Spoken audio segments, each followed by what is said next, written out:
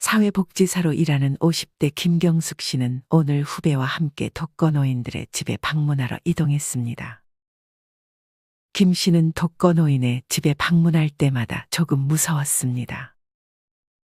다리를 다쳐 거동이 불편해 하루 종일 집안에만 갇혀 사시는 분, 약이 없으면 안 되고 매번 밥에 물을 말아 드시는 분들까지 힘들게 사시는 분들을 볼 때마다 혹시나 자신도 나중에 이런 상황을 겪게 되진 않을지 지레 걱정했습니다.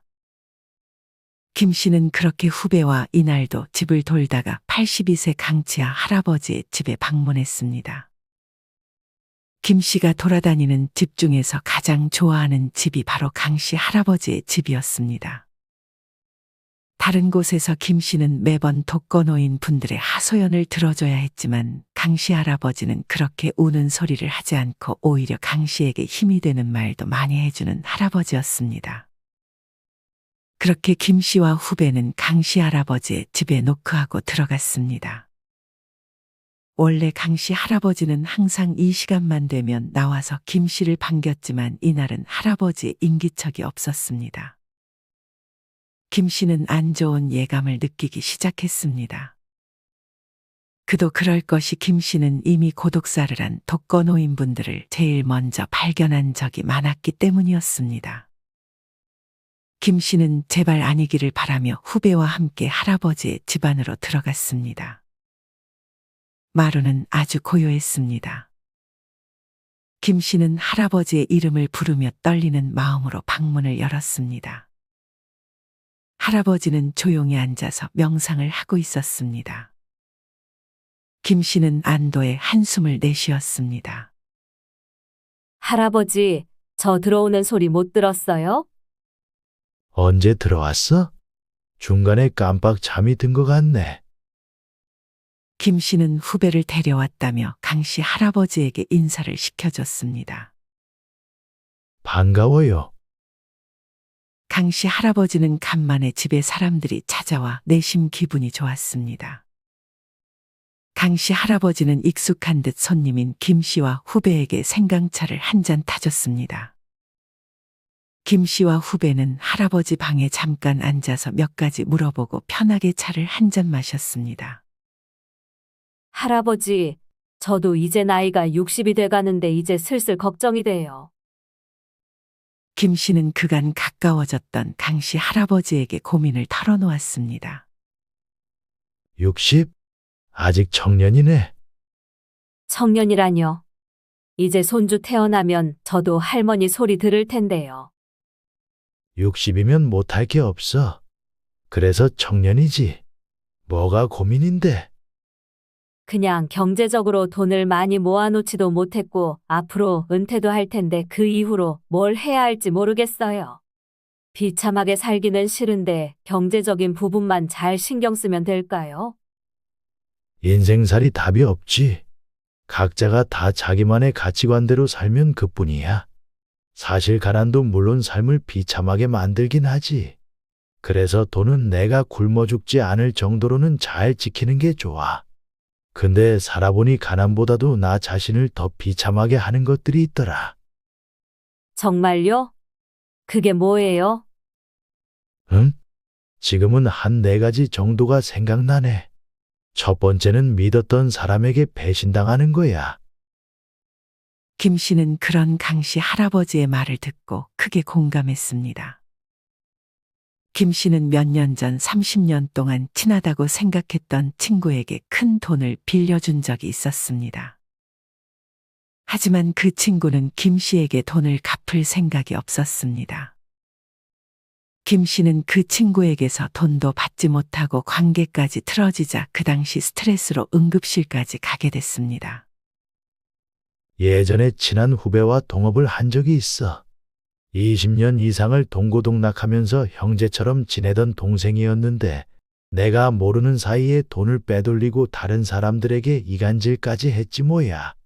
그 당시 돈이야 다시 벌면 된다고 생각했지만 그렇게 배신당한 경험은 마음에서 지워지질 않더라. 그 이후 5년 동안 술로 버티면서 살았어.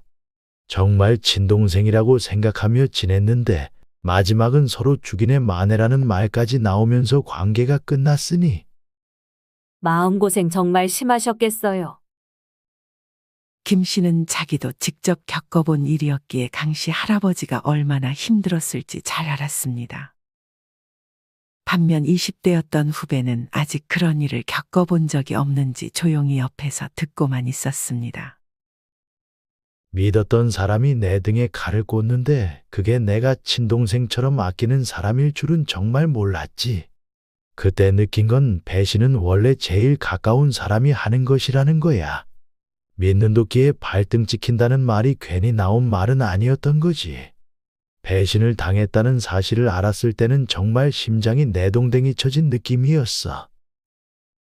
강 씨 할아버지가 나이 들어 가난보다 나를 비참하게 하는 첫 번째로 말한 것은 바로 가까운 사람의 배신이었습니다. 여러분은 가까운 사람들에게 배신을 당해본 경험이 있으신가요?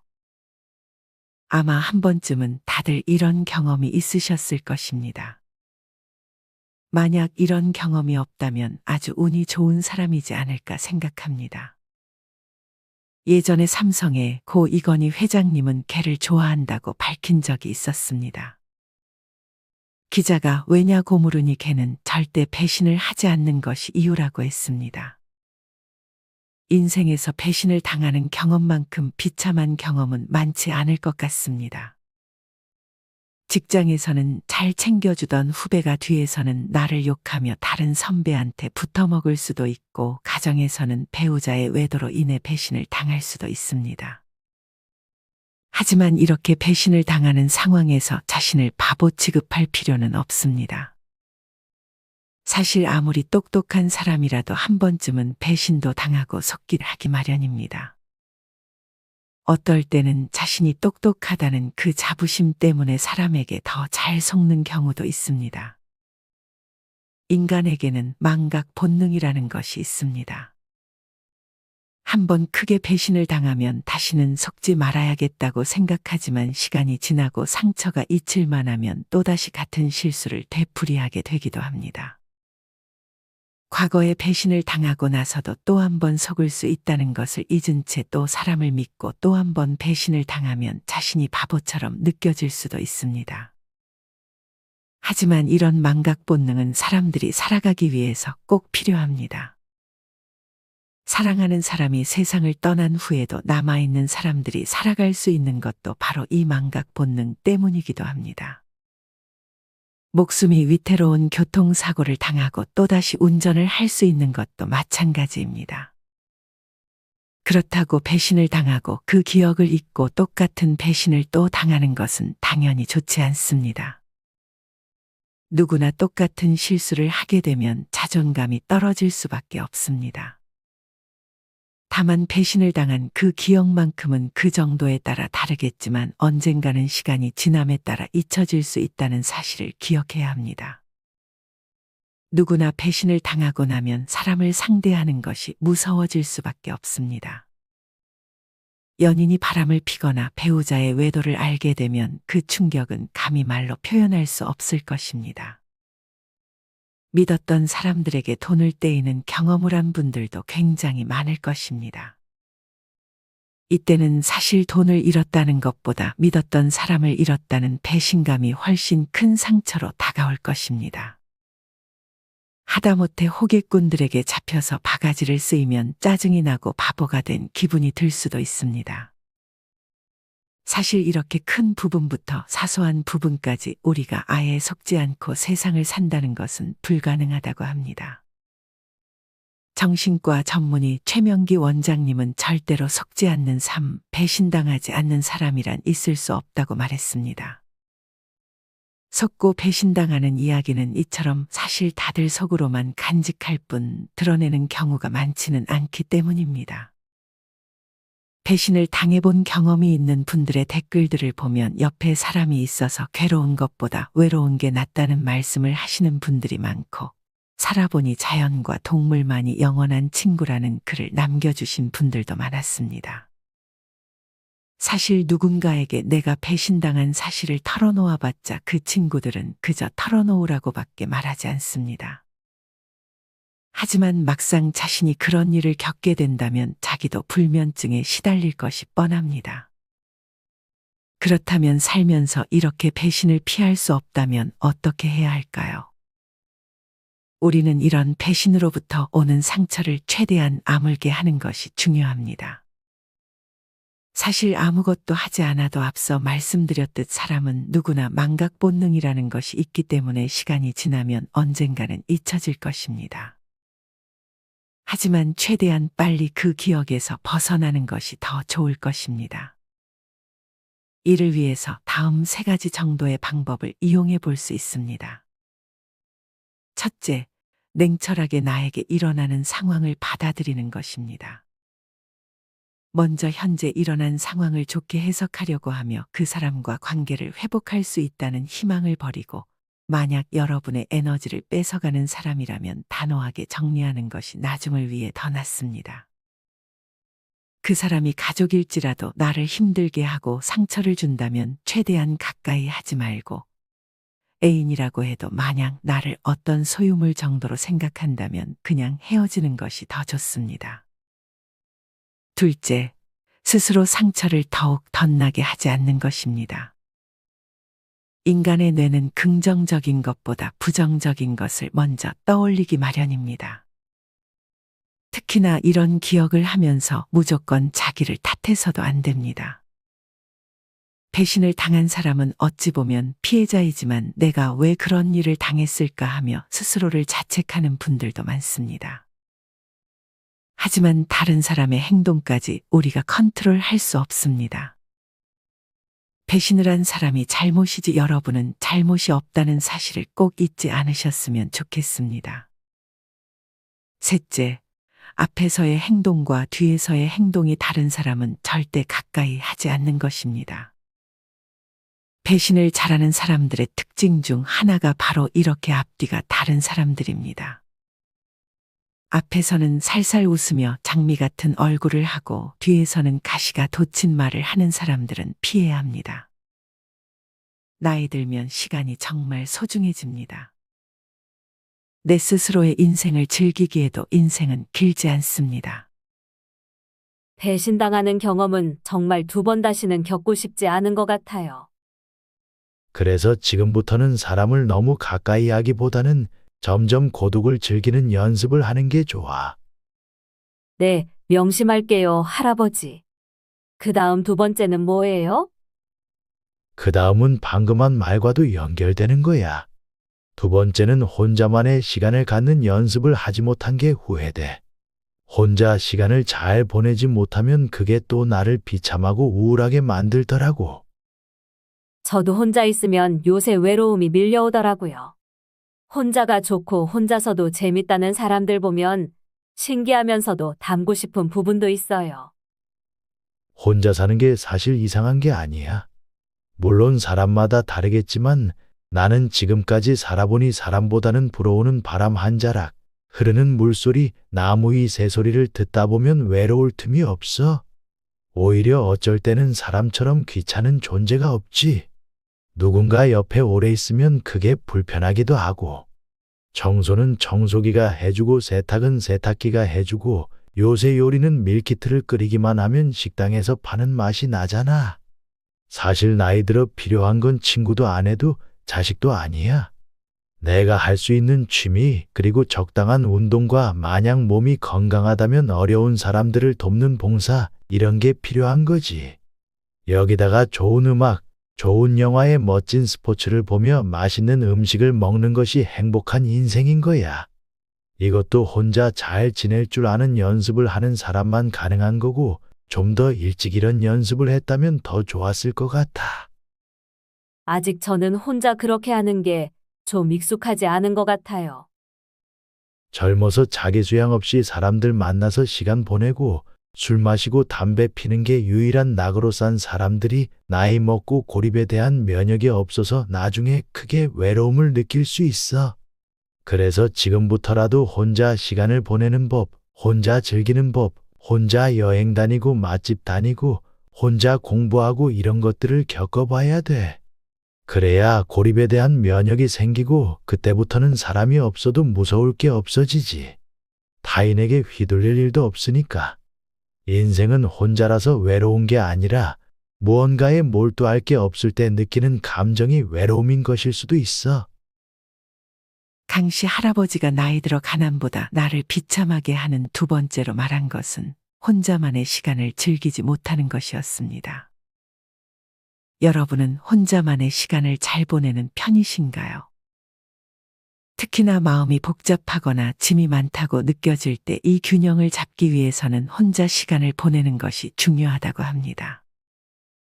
어느 한 연구조사에 따르면 혼자만의 시간을 보낼 때 뇌, 생각 그리고 감정에 중요한 변화가 생긴다고 합니다. 혼자만의 시간을 보내는 것을 어려워할 필요는 없습니다. 그저 바른 자세로 앉아서 눈을 감고 명상을 하는 것만으로도 좋습니다.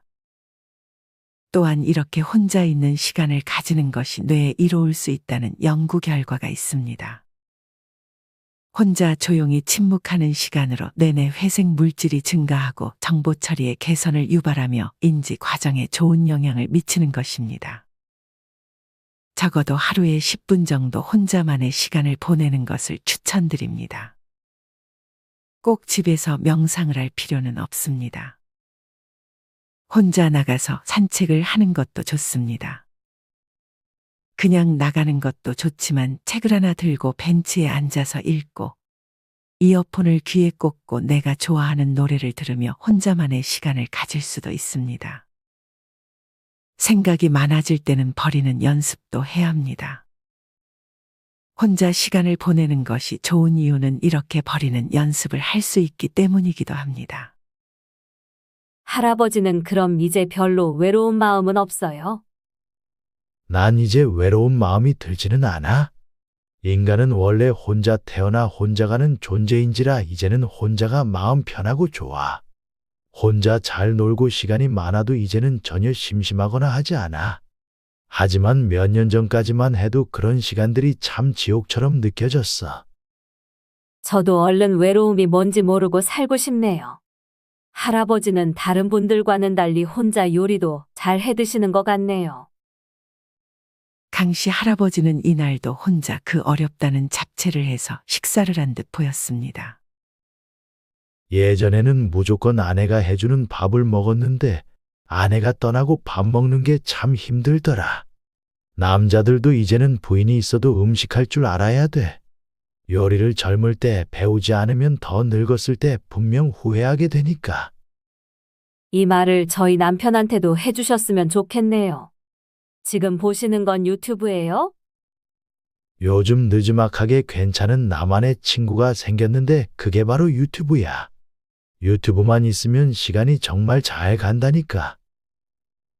외로울 틈이 없어. 김 씨는 강씨 할아버지에게 그래도 자주 보면 눈 나빠지니까 너무 가까이서 보지는 말라고 걱정했습니다. 두 번째가 혼자서도 시간을 잘 보내는 연습, 그 다음 세 번째는 뭐예요? 강씨 할아버지는 잡채를 맛보라며 잡채를 내어주고 그 다음 세 번째에 대해 말해주기 시작했습니다. 세 번째는 바로 하고 싶은 걸 할 시기를 놓쳐버리고 그간 미뤄둔 것들이 너무 많았다는 사실을 깨달았을 때야. 간이 딱 맞는 잡채를 한 입 먹으며 김 씨는 할아버지의 말에 귀를 기울였습니다. 내가 예전에 공원에서 어떤 90대 노인과 대화를 나눈 적이 있거든. 그 노인한테 가장 후회되는 일이 뭐냐고 물으니 자기가 70세 때 20년 더 살 줄을 모르고 아무것도 배우지 않은 것이라고 답하더라. 나도 다시 20년 전으로 돌아간다면 두려워도 내가 하고 싶은 거 마음껏 도전해 볼 것 같아. 까짓거 실패 좀 하면 어때? 진짜 실패자는 아무것도 시도하지 않는 사람이라는 말이 있잖아. 강씨 할아버지의 말을 들은 김 씨와 후배는 생각이 많아 보였습니다. 소중한 게 있으면 뒤로 미루면 안 돼. 카르페 디엠이라는 말 들어봤지? 지금 살고 있는 현재 이 순간에 충실하라는 뜻이야. 지금 오늘 당장 내가 하고 싶은 것을 마음껏 도전해보는 거지. 꼭 거창할 필요는 없어. 오히려 처음에는 쉬운 것부터 해보는 것도 좋지. 강씨 할아버지가 나이 들어 가난보다 나를 비참하게 하는 세 번째로 말한 것은 바로 미루고 미루다 때를 놓쳤다는 생각이 들었을 때였습니다. 정말 하고 싶은 것을 미루고 미루다 영영 그것을 하지 못하는 상태가 됐을 때 어떤 기분이 들 것 같으신가요? 그때 했어야 했는데 용기를 좀 내볼 걸 하고 후회와 미련이 한가득으로 남을 것입니다. 나이가 들수록 시간이 빨리 간다고 느껴진다는 말을 들어보셨을 것입니다. 미국의 어느 한 신경학자는 19에서 24세의 학생들과 60에서 80세 중장년들을 대상으로 3분이라는 시간을 속으로 재라고 한 후 3분이 다 지난 것 같을 때 버튼을 누르라고 지시했습니다. 이 결과 학생들은 평균 3분 3초 후에 눌렀고 중장년들은 평균 3분 40초가 지나서야 버튼을 눌렀다고 합니다. 프랑스의 철학자 폴은 방금 실험 결과를 보고 10세 아이에게 1년은 인생의 10분의 1이지만 80세 노인의 1년은 인생의 80분의 1로 느끼기 때문에 나이가 들수록 시간이 더 빨리 흐른다고 느낀다라고 말했습니다. 나이 들수록 시간이 빠르게 흘러간다고 느껴지는 원인 중 하나가 바로 도파민입니다. 도파민은 행복 호르몬이라고 불리는데 쾌락이나 행복을 느낄 때 분비되는 호르몬입니다. 도파민은 20살 때 가장 많이 나와서 이후 10년이 지날 때마다 조금씩 감소한다고 합니다. 이렇게 도파민이 감소하게 되면 호흡과 혈압, 맥박 등의 생체 시계가 느려지면서 시간이 빨리 흐르는 것처럼 느껴진다고 합니다. 도파민, 즉 행복과 쾌락은 새로운 경험과 도전과 연관되어 있는데 나이 들수록 똑같은 일상이 반복되고 도전과는 거리가 멀어져 점점 도파민 분비가 적어지게 되어 체감 시간이 빨라지는 것입니다.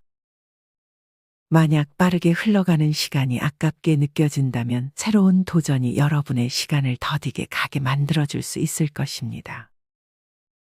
이 밖에도 습관 하나가 인생의 시간을 낭비하게 만들 수 있습니다. 다음은 미국의 작가이자 저널리스트 크리스틴 윙이 라이프해커라는 정보 사이트에서 소개한 내용입니다. 나이 들어 후회하는 시간을 낭비하는 습관 첫 번째. 유익하지 않은 관계를 이어가려 혼자만 애쓴다. 댓글을 보면 이런 관계를 잘 끊지 못하고 많은 돈과 시간을 낭비한 분들이 많은 것 같습니다.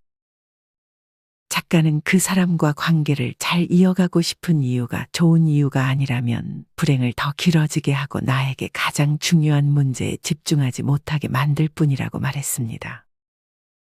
나이 들어 후회하는 시간을 낭비하는 습관 두 번째는 잘못했던 일에 지나치게 집착하는 습관입니다. 사람은 누구나 실수를 합니다. 하지만 반복적으로 지나간 실수들에 집착하게 되면 그 자체로 시간 낭비가 되고 자존감도 떨어질 수밖에 없습니다. 또한 작가의 말에 의하면 집착은 실수를 반복하기 쉽게 만들기도 한다고 합니다. 물론 실수를 통해 배움을 얻어야 합니다. 하지만 만약 배움을 얻었으면 이제 지나간 과거의 실수와 실패는 놓아주는 것이 좋습니다. 만약 과거의 나의 실수 때문에 괴롭다면 다음과 같은 말을 되뇌어 보세요. 모든 사람이 실수를 하며 그 결과는 내가 의도한 것이 아니었다. 이런 말은 큰 소리로 말하는 것이 도움이 많이 된다고 합니다. 나이 들어 후회하는 시간을 낭비하는 습관 세 번째는 제 일이 아닌 것을 걱정하는 습관입니다. 우리 주변을 둘러보면 자기 일도 아닌데 다른 사람들에 대해 지나치게 걱정하며 시간을 낭비하는 분들이 있습니다. 물론 내 가족이나 소중한 사람이라면 시간을 쓸 수 있습니다. 하지만 문제는 별로 중요하지도 않은 어찌 보면 사소한 문제들까지 다른 사람들의 문제에 대해 신경 쓰고 심지어는 해결해 주느라 많은 시간을 보내는 것입니다. 나는 이렇게 상대를 위해 고민해 주는데 상대는 이미 그 문제를 해결해서 마음 편한 상태가 되어 있는 경우도 있습니다. 예를 들어 부모님의 병원비를 구하지 못한 상대를 물심양면 도와주기 위해 이곳저곳 정보를 알아보고 해결책을 말해 주려는데 상대는 이미 병원비를 어딘가에서 구해놓은 경우가 이에 해당할 것입니다. 상대는 그렇게 해결한 것들을 나에게 알려주지 않아서 나만 상대를 위해 애꿎은 시간만 날린 꼴이 되는 것입니다. 여러분은 노년의 소중한 시간들을 잘 활용하고 계신가요? 아무 의미 없이 아무것도 하지 않으며 멍만 때리고 있진 않으신가요? 물론 이렇게 쉬는 시간도 가끔 필요하지만 얼마 안가 이런 생활들은 질려버리고 말 것입니다. 기회가 왔을 때 꼭 여행을 가고 운동도 열심히 해. 인생에서 후회는 없을 수 있지만 눈 감기 전에 그래도 덜 후회할 수 있으면 좋잖아. 그리고 부모님한테 잘하는 것도 미루지 말고 하는 게 좋아. 물론 부모님 돌아가시면 못한 것만 생각나지만 그래도 나는 아버지 돌아가시기 전에 마지막으로 뵌 것 때문에 후회가 덜 들었어. 강씨 할아버지는 아버지가 돌아가실 적에 10만 원짜리 기능성 패딩과 10,000원짜리 전복죽, 3,000원짜리 식혜를 사들고 갔다며 내복 차림에 아버지께 패딩을 입혀드렸다고 했습니다. 그때 강씨의 아버지는 어디가 아픈지 그동안 무슨 일이 있었는지 강씨에게 말씀하셨다고 했습니다. 강씨는 그렇게 아버지와 웃고 떠들었던 그날을 기억했습니다.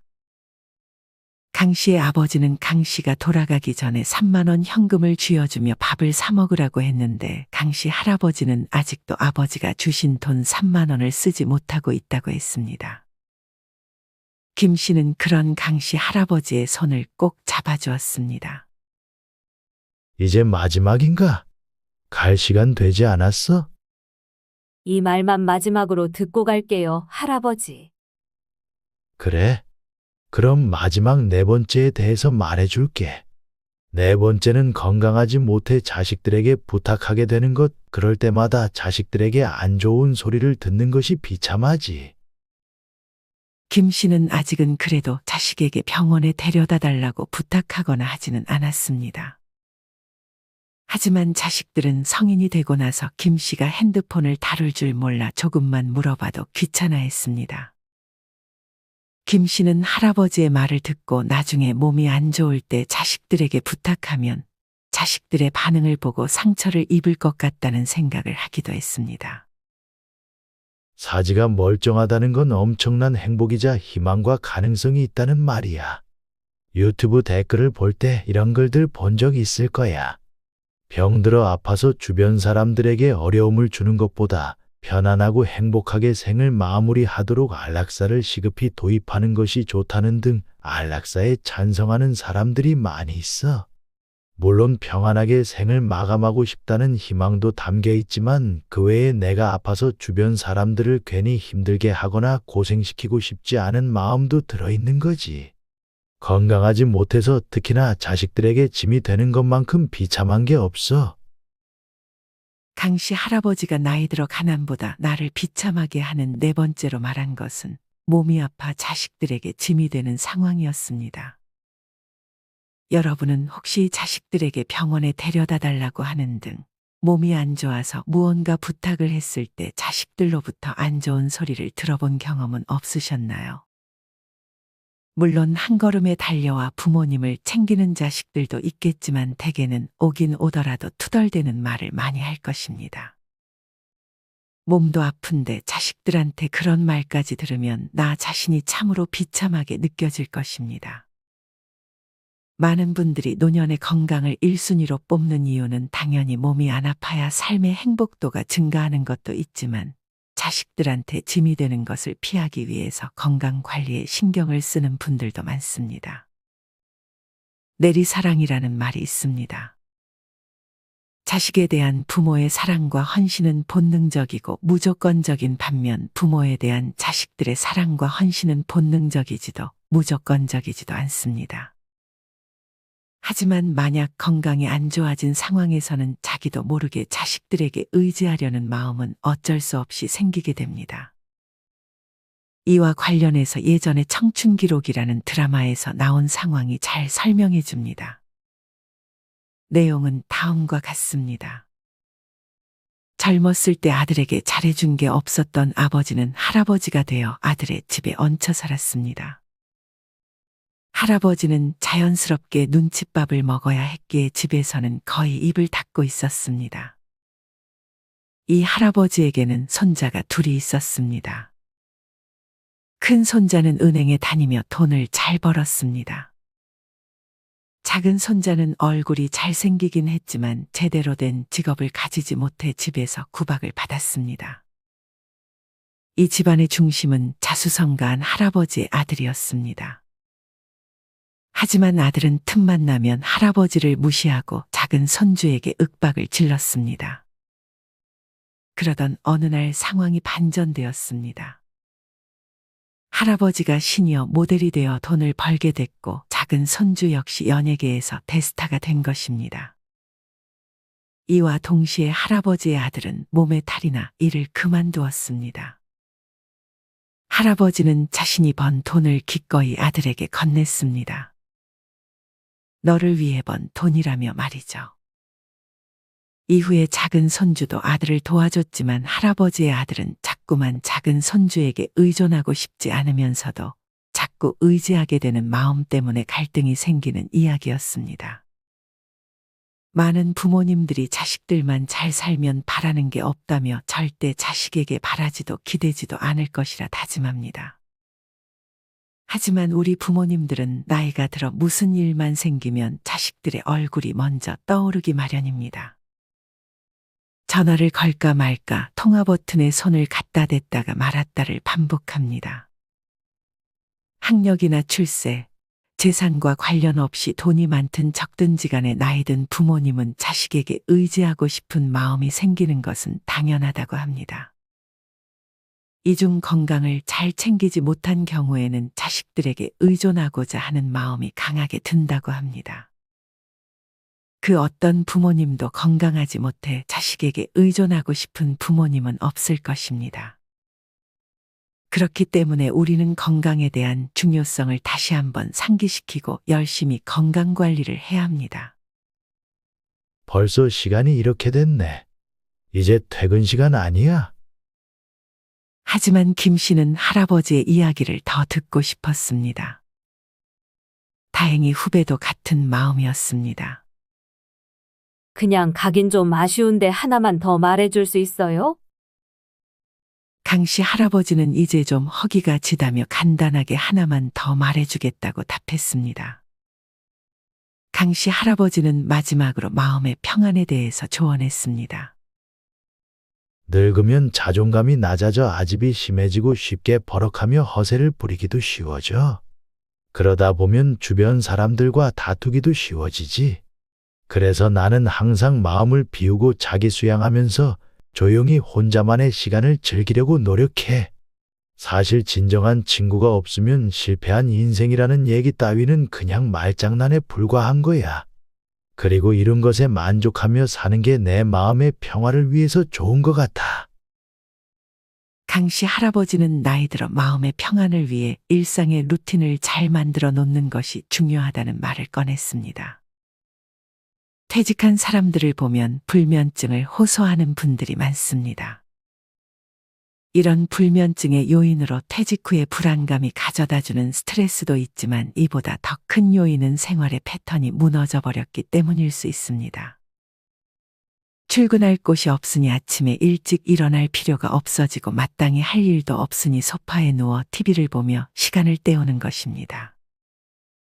이것이 반복되다 보면 정신적으로도 무력감이 생겨 심각한 우울증이 생길 수도 있습니다. 퇴직 후에는 불규칙적인 생활에 빠지지 않도록 나름대로의 루틴을 정해놓는 것이 중요하다고 합니다.